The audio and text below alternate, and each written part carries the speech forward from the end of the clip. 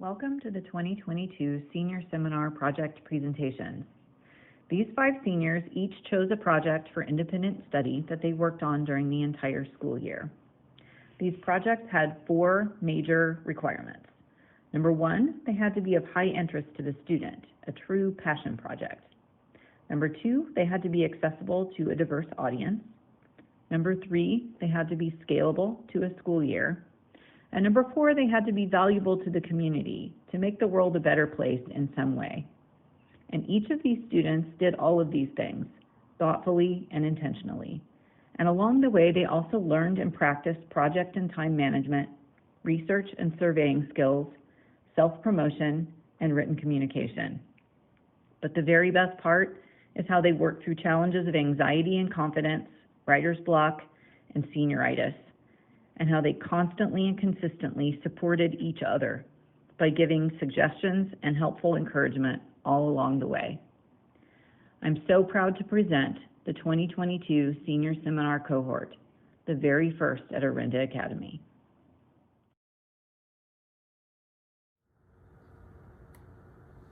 You may know this from the era of COVID, which we are still mostly living in, and even if you don't, I would like to ask you a question. You know someone who's died of COVID. The thing is, a lot of people do. Almost 1/5 of people in this country do, and almost even more this year since that statistic from last year. Most people by my age know someone who's died, even in the age of increased lifespans. You see, the death industry has a long history, and almost everyone has an experience with it at some point. Whether your experience with death was simple or the hardest thing that's ever happened to you, you've encountered it. That's why it's such a surprising and frustrating thing, but I'm going to say it. Americans suck at death. I know it's a controversial statement, but we do. Even with the amount of experience the pandemic has brought us and the amount of experience we used to have, there's still the issue of how the funeral and medical industry have hurried us away from death and dead bodies. When most people are finally confronted with death, that makes it so much harder. And the facts, often it makes us see it as an option, something we can opt out of rather than an inevitability. You see, medical industry sees death as a failure, something to be cured rather than something that happens naturally.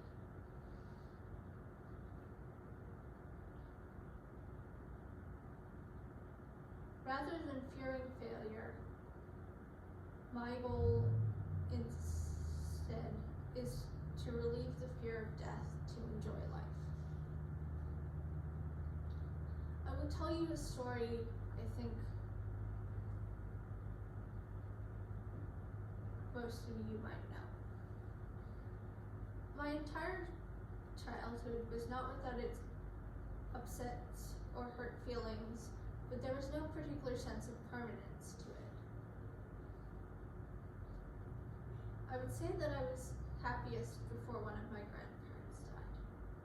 I don't remember the particulars about that day, but I do remember being told that she was gone and the aftermath. It took me several years to finally understand that death could happen to anyone. 2 years to be exact.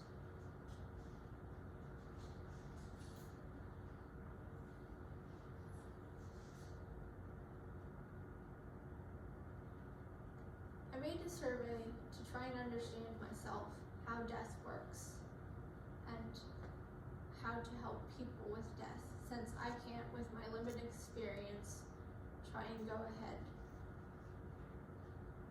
and tell people. I've had a lot of anxiety my whole life, and so my issue with making the survey, even though I didn't have to talk to actual people, made it the most difficult thing of the project. It made me realize how hard it is to get good questions and to direct yourself to get good responses, and I still think there are some things that could have changed. For now though, I hope one day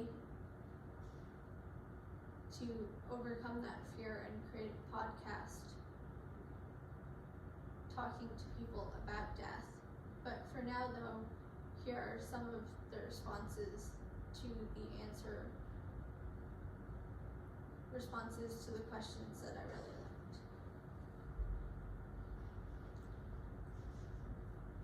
This is a question, and one of them was that grief and happiness go together.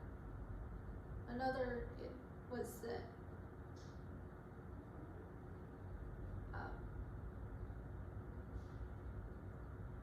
you can't avoid it. One grieves because you love. A third was, grief is the physical version of an emotional injury. It takes time to heal, and words may help, but you can't expedite the healing process. Some commonalities were, people said, sharing stories with others and talking to other people who had gone through the same thing helped them.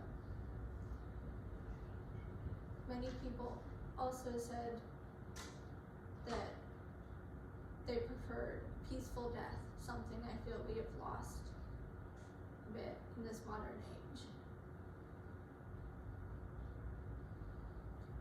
Overall, I hope that armed with this knowledge,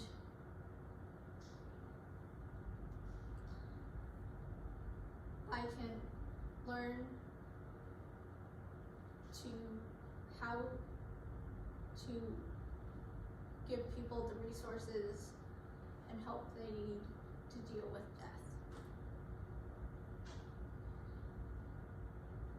Recently, I've had to re-examine my own personal relationship with death, as my grandfather has gone into an elderly home, and I've had to deal with the knowledge that his next fall could be fatal. I said I was happiest before I learned things had an end, but I would say that isn't quite true. I was happiest before I learned things had an end, after I learned things had an end, and before I learned to fear that end. I would say that death shouldn't stop us from doing the things we love. In fact, it should be the opposite. An eternal life gets boring after a while, and I believe that it is death that keeps things enjoyable.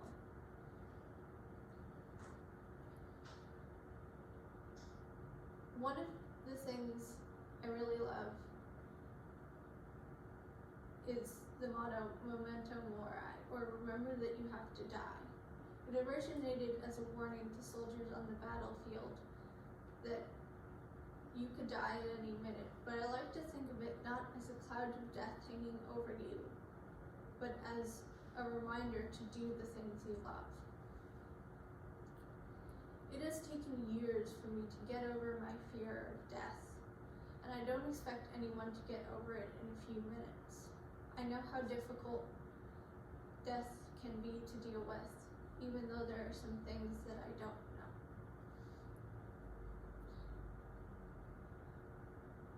However, I'd like to leave you with this question. How much time do you think you have left with those around you?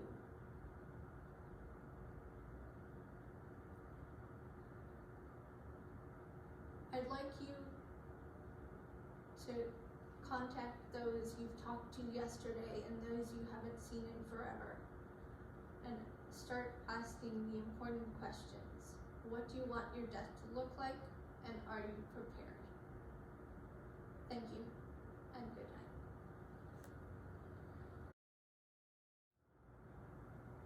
When are you at your happiest?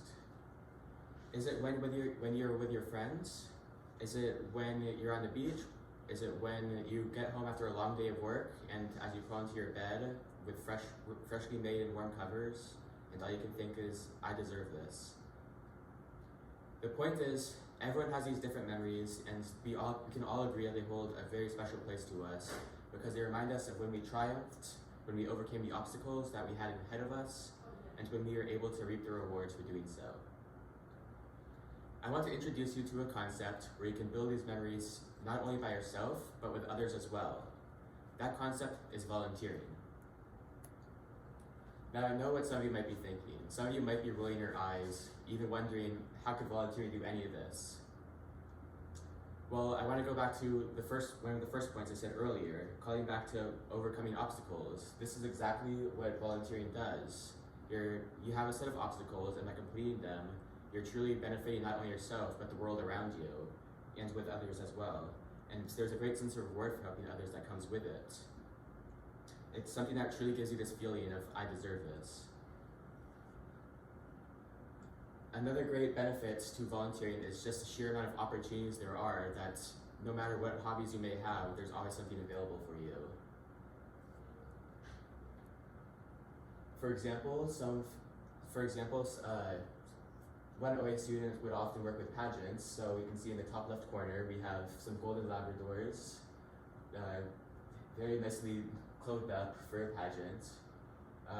We have 4 current students at Orinda Academy who either have or currently volunteer at the Oakland Zoo. And I volunteered at a church and I was an acolyte.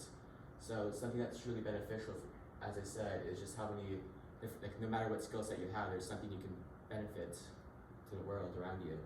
Now, not only are there benefits towards building memories, but there's also great benefits in the real world as well. For example, statistics say that 60% of interviewers will agree that volunteering is a valuable asset towards getting hired, and people who actively volunteer have a 27% higher chance of employment. And in an often competitive and divided world, you pretty much need any extra advantage you can get. For example, let's say that you're a college admissions counselor at Harvard, the top of the top colleges, and there's only one spot left for you to choose between these 2 students. We have Morgan and Quinn. We have Morgan, who's ranked number 4 in the class with 1 A- and 5 A's, and has a 4.1 GPA. They want to be a doctor and they're a calculus TA. And then we have Quinn, who is ranked number 1 in the class. They have straight A's. They have a 4.5 GPA. They want to be a lawyer and they're a physics TA. Now, just right off the bat, most of you are probably going to pick Quinn because it's Harvard and you only accept the top of the top. But if we simply if Morgan simply did some volunteering hours, as you can see now Morgan has 100 hours at the American Red Cross and 50 hours volunteering at a homeless shelter. Some of you might have chosen Quinn still, but the point is, you had to think about it now. Because Morgan is still very qualified for this, even if Quinn has the higher grades, and Morgan truly has the volunteering experience to back up what he wants to do as a career. So with that said, I want to introduce you to what I've been working on for my senior seminar project, and that is a website called Ultravision. Ultravision is a website dedicated towards finding OA students and soon-to-be adolescents and young adults volunteering opportunities. This will help students not only find the volunteering hours they need to graduate, but to also get involved in their passions while helping others, and specifically using their hobbies and passions to help others. Let me show you some of the site details. So it has very easy navigation. As you can see, there's only 2 buttons here. It's calmer colors, it's very easy on the eyes. It's going to have frequently updated listings, and as you can see from this example right here, the listings are going to be just very simple to read as well. So this is just the formatting because I'm still working towards getting all the listings on my website. But first we'll have a difficulty assessment and the requirements to participate. For example, if you're an acolyte, obviously an acolyte's probably going to be taken by a religious individual versus someone who's not very religious. We have a brief description of the volunteering opportunity, and we have a review by the students. because all of these listings are going to be posted by OA students who've taken these opportunities before. We'll have contact information for if you want to take the listing, and of course we'll have pictures because pictures are going to be important for any volunteering listing.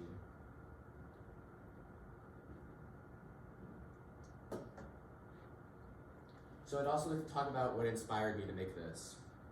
On a personal note, volunteering helped me a lot throughout my 8th and 9th grade years, and it's something I've actually written my entire college essay about, so that's just how much it means to me.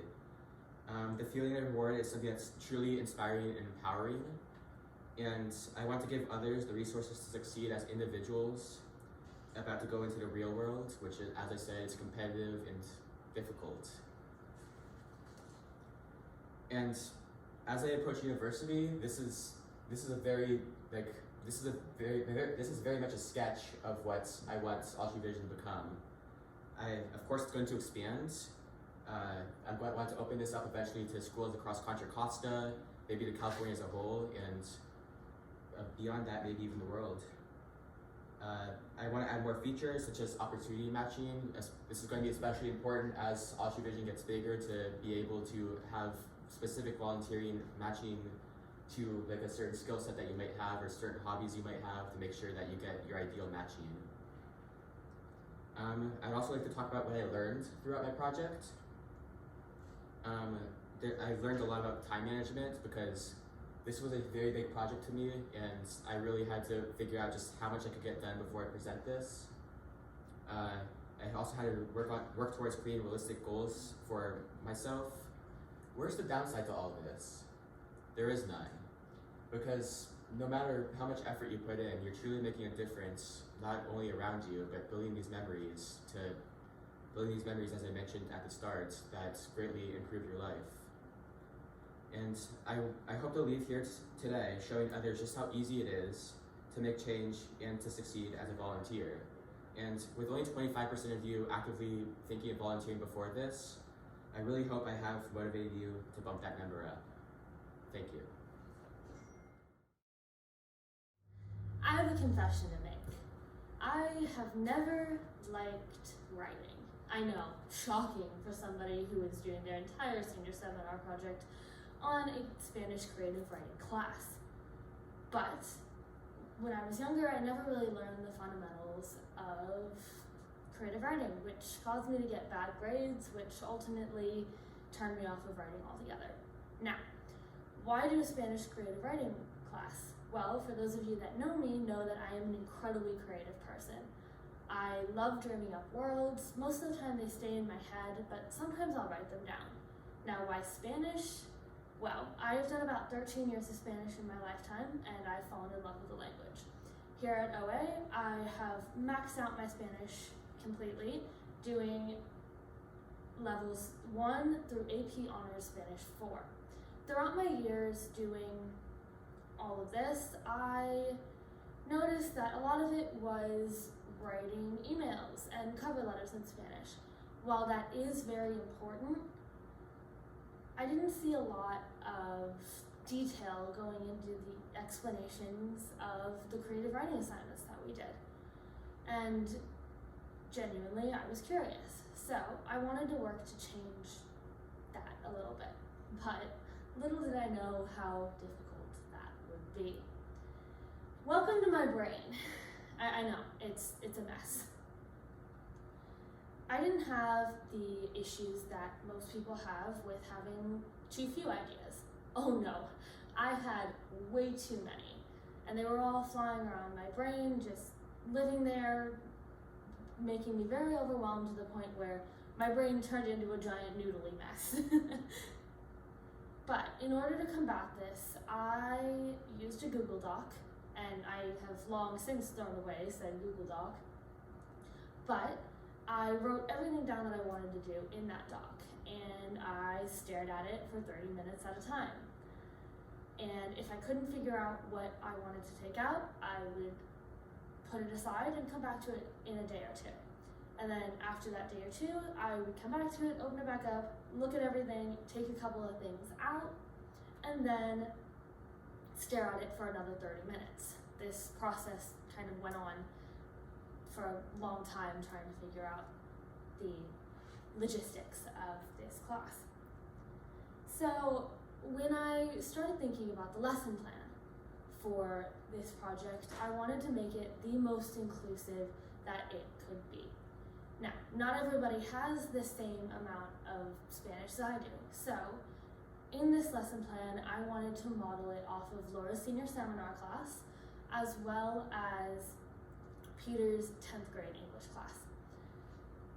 The way that I modeled it off of Laura's class was I wanted everybody to do their own project throughout the course of the year. So everyone could write their own story on their own time, but go to class and look at short stories and poems to kind of see what people have written, as well as learn different techniques that would help them in their own personal projects.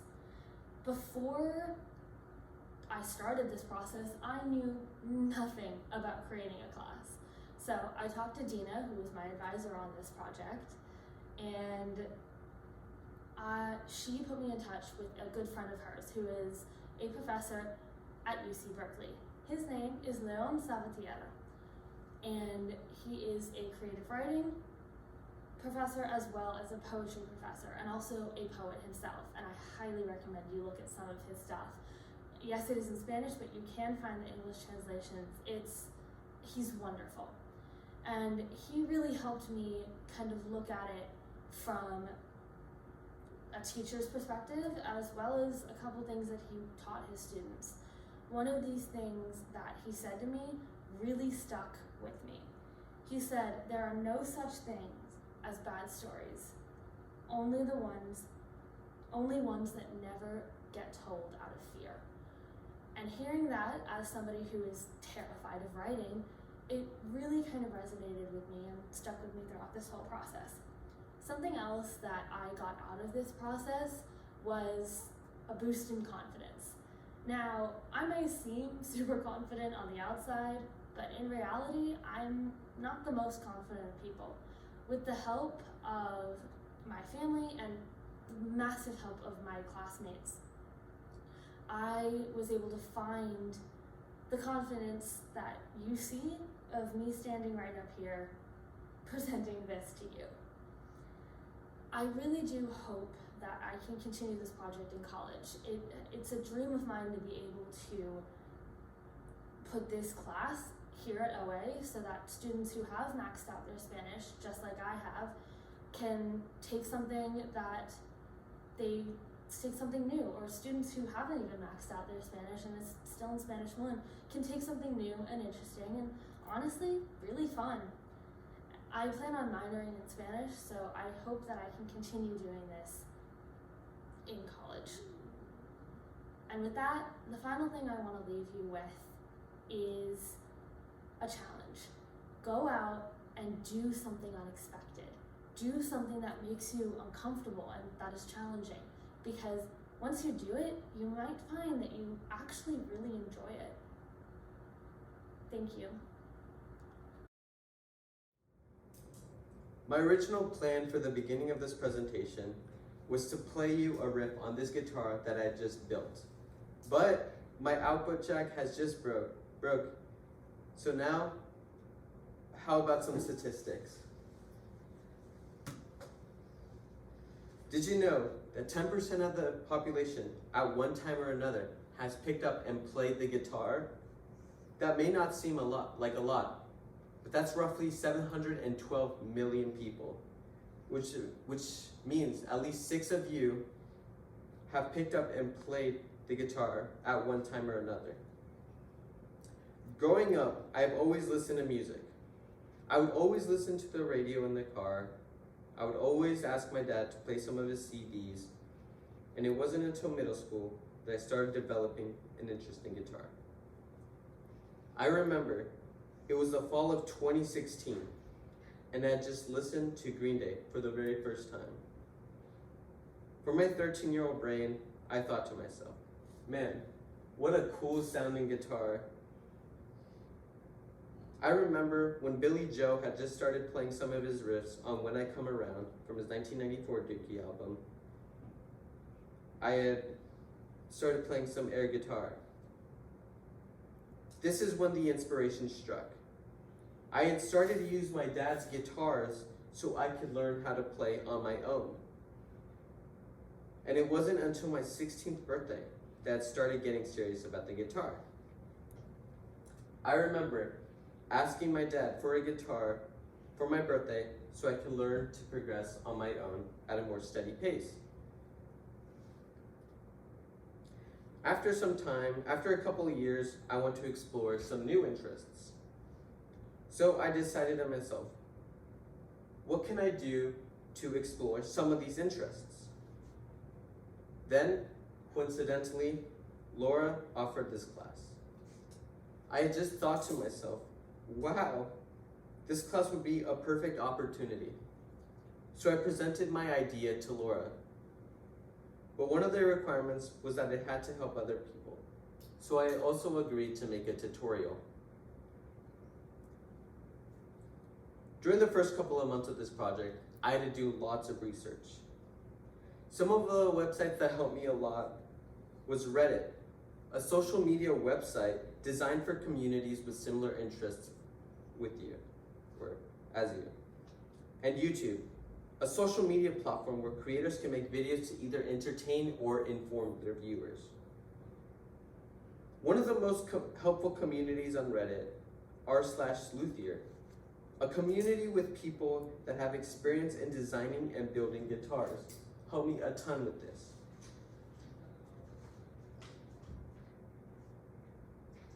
They mainly helped me out on what kind of materials I should use, what sounds best, and also a set of blueprints that would help me along the way. After I was firm on what I wanted to do for my guitar, I ordered a majority of my items from StuMac, a website that sells anything guitar related. Guitar Center, a store specifically made for musicians, and a couple of salvaged parts from a previous owned guitar. When I had ordered my items, StuMac had really come in clutch by delivering my packages quickly. Next picture, please. As you can see in this picture, I am actually sanding down my neck. But before we did this, I had cut out a general shape using a bandsaw for my neck.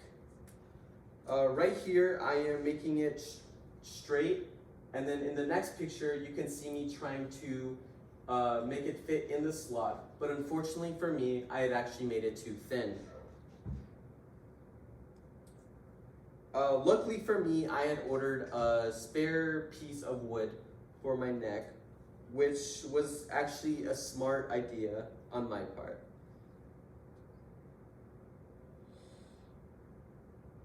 In the next picture, you can see this is near completion. Near completion because I say there is pickups missing, the volume knob isn't there, and it's not stringed. One of the biggest problems, one of my biggest challenges in this project was the electronics. The electronics were super hard to understand, and I had actually tried using my previous knowledge on messing around with wiring, but it had ultimately failed, so I had to resort to YouTube videos.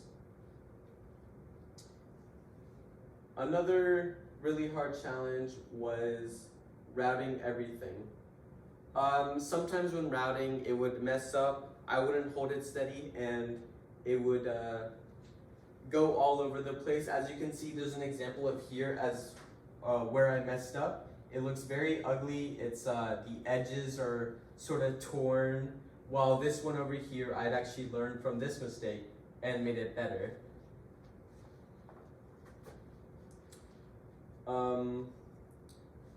Here is my guitar. Now, as you can see, it's still not perfect, and as I mentioned earlier, the output jack had actually fell off, and as you can see here, the neck is leaning a lot to the right. The back is also very ugly. I had to screw this on for grounding purposes because earlier I had not made this hole big enough, so I couldn't just put it in there. It was already too late when I realized that I had to do that. Anyways, Now I'm going to leave you with a statistic. 85% of Americans believe that music is a very important part of their lives. Of those Americans who have, for whatever reason, never been involved in playing a musical instrument, 82% wish they had learned to play a musical instrument, while an extra 67% expressed an interest in learning to do so. What about you? Imagine a world where anything is possible, and where thoughts and feelings can create completely new realities. Fantasy writing allows you to change reality however you choose, and myself and many other writers have created their own world where anything goes.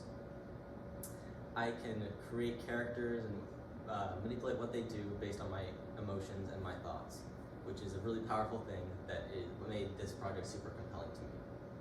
However, I cannot manipulate reality the same way in real life, but what I can do is create a sort of fake reality. For instance, this is a stock photo. Exercise that I did throughout my whole project was creating mini stories for stock photos like this one, or just people walking around that I saw on a day-to-day basis. For instance, this family, let's say the dad just got a promotion and now they're taking their first trip to the beach in a long time, something they haven't been able to do for a while because they've been under a lot of stress and come to a lot of struggles with obstacles. However, that is over. But in real life, we often come into obstacles ourselves, which stop us from doing what we want to do and really going out to achieve. We all kind of came into contact with a large obstacle recently, which was the pandemic. The pandemic stopped travel plans and really cemented us in one place. And while this really stopped life for a while, something I saw around me and something I felt within myself was that the main thing that stopped me from doing what I wanted to do was my own mind. Writing this project, I came into contact with many obstacles, one of them being writer's block.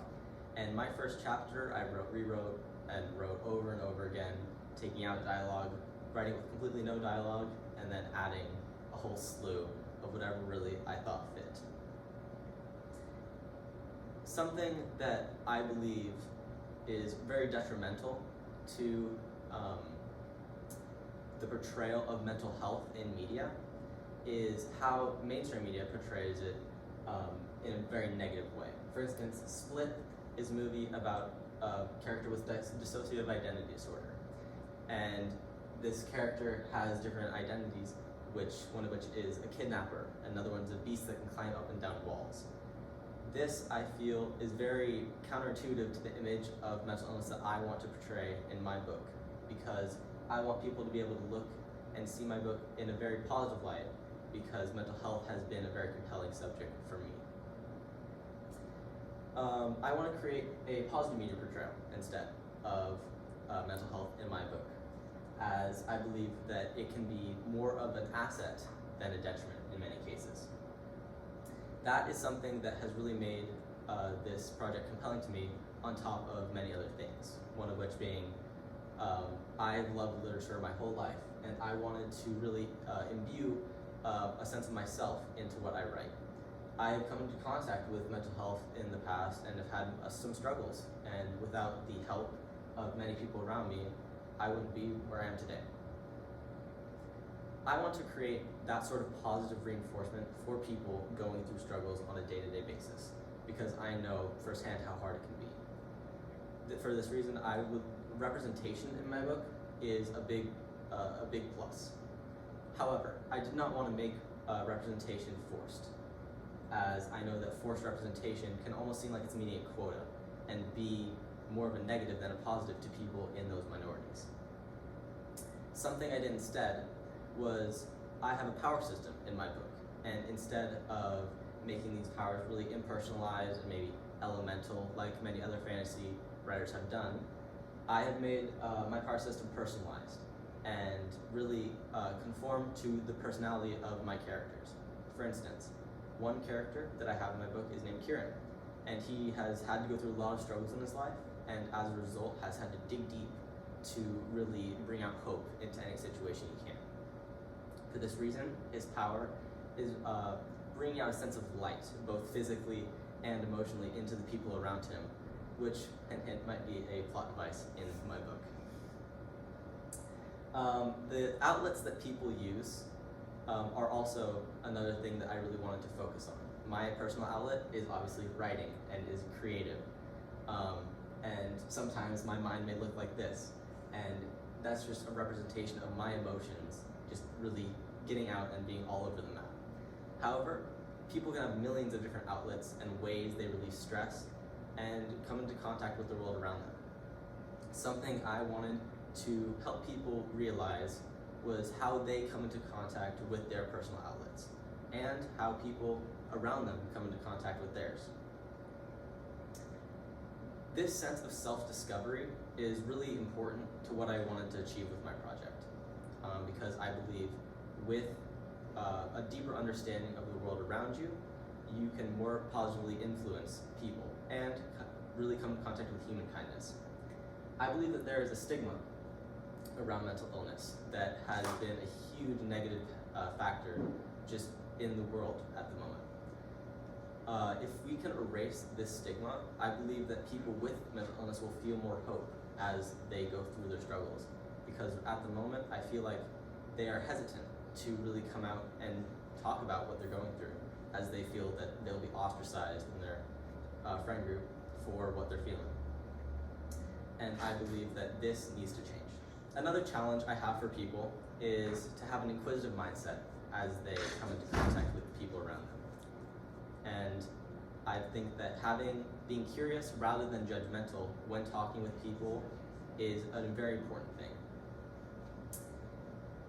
If you can find a deeper understanding of the people around you and the outlets that they use, I believe you can more positively influence both them and yourself, because there's something fulfilling about helping other people.